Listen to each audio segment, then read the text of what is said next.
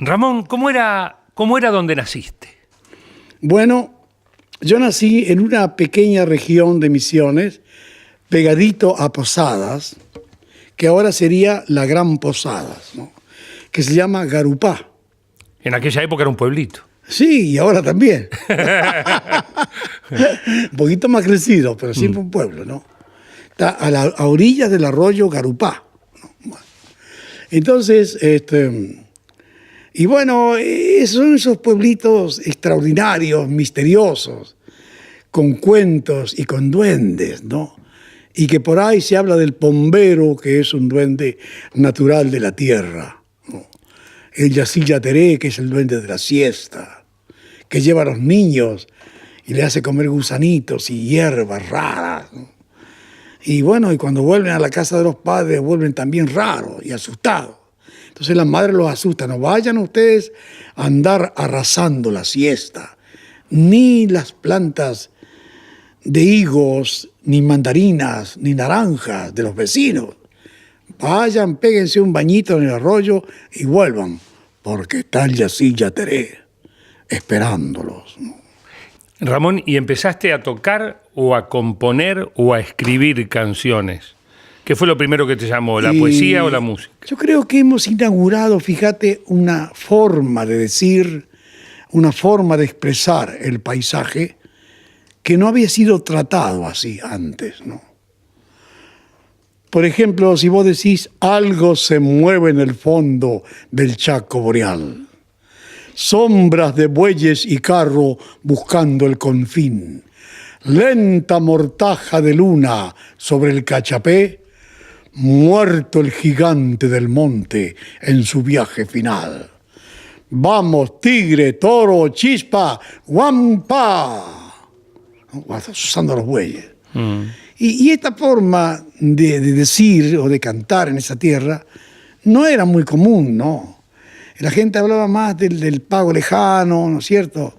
Y de la reminiscencia de la tierra, ¿no? Sí. Pero no estaba cerca de aquellas palpitaciones y las voces evidentes que el paisaje le mostraba cada instante. Claro, lo tuyo no era una letanía, sino que hablabas de adentro del paisaje De mismo. adentro del paisaje, como si el paisaje hablara, porque esa es la realidad del hombre. El hombre es la tierra modelada que tiene por su sangre el fósforo, el cobre, el hierro, el tungsteno, el manganeso, el silicio, que tiene todos los elementos de la naturaleza.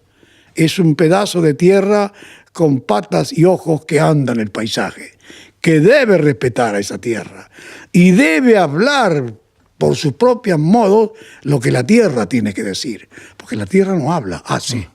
Y desde adentro de ese paisaje también le cantaste y le hablaste a todos los personajes que estaban metidos, como, Claro, como el el mensú. jangadero, como el mensú, como Claro. el tipo, digamos, que vivía dentro de ese Sí, monte, y que adentro de ese construía campo. la riqueza también de la tierra, por más explotado que fuera, ¿no? Se hablaba cuando eras chico, por ejemplo, de la guerra de la Triple Alianza. Dice. ¿Por qué me has tocado este tema?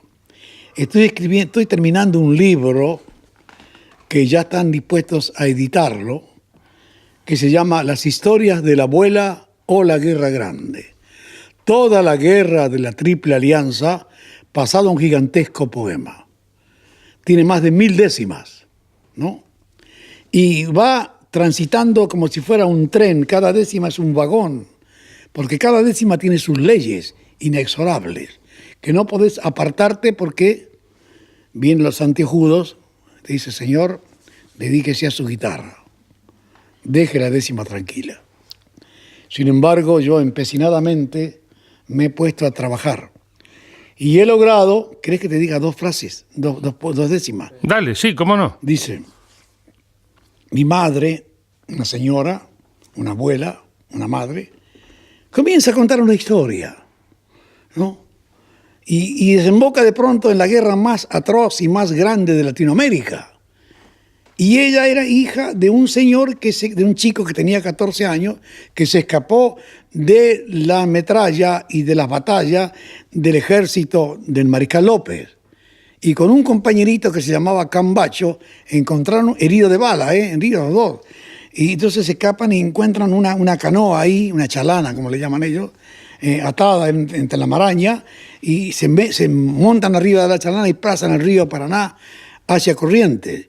Y ahí las mujeres de ahí se apiadan de ellos, los cuidan, los curan, y cuando crecen, un poquitito, se curan, se van a Misiones, para que no los vuelvan a agarrar otra vez en la guerra.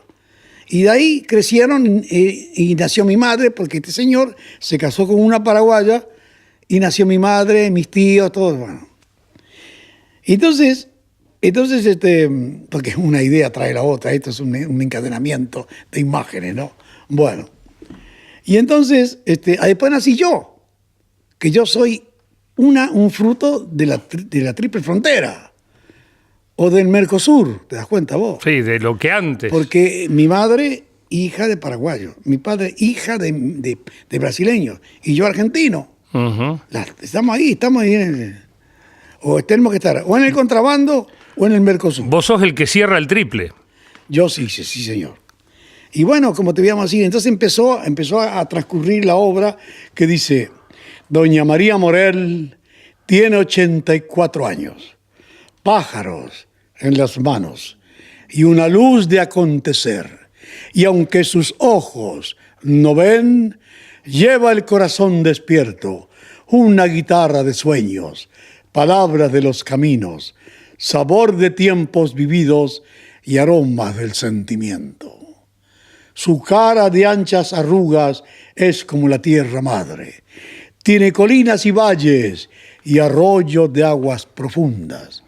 A veces toda dulzura canta el pájaro del alma.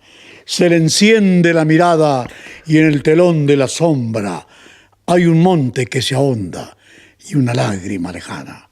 Y ahí empieza a contar y a desarrollar toda su historia y aparece la guerra. En un poema épico, digamos. Épico, un poema épico. ¿Tiene nombre ya el poema épico? Se llama así, Las historias de la abuela o la guerra grande. Pero yo tengo todas esas pautas y todos esos acontecimientos vívidos conmigo. Y los he trabajado y he consultado una cantidad, digamos, de estudiosos. Hace como 20 años que estoy trabajando este libro. No es esto una ocurrencia, muy seria.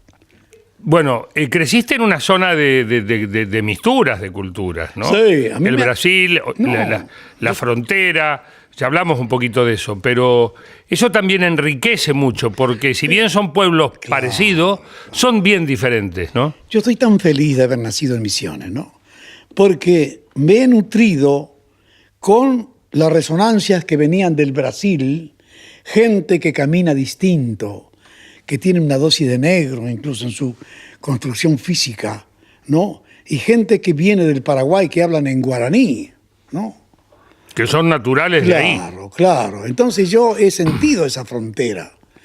Y un poco el gualambao, este ritmo, viene un poco de eso, de la conjunción de esta provincia que se mete como una cuña entre las potencias de Brasil y de Paraguay, y tapado aquí delante por Corrientes. Entonces tenemos unas sonoridades y unas ondulaciones rítmicas que son maravillosas. Y entonces que te dan adentro una coloratura también, una, digamos, capacidad de una nación distinta también.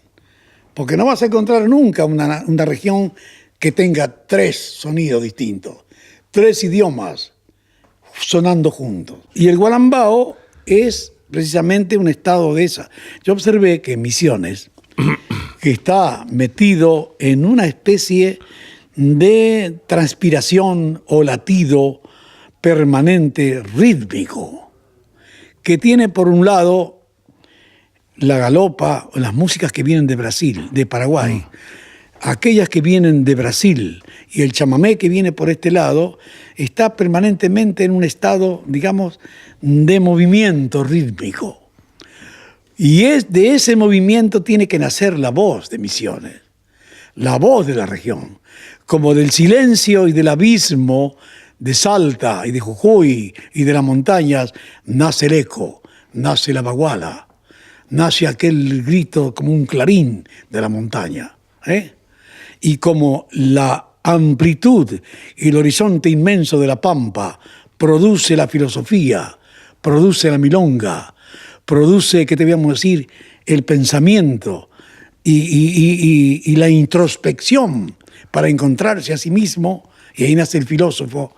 Entonces el paisaje ordena, y ahí el paisaje ordena porque es una conjunción de ritmo.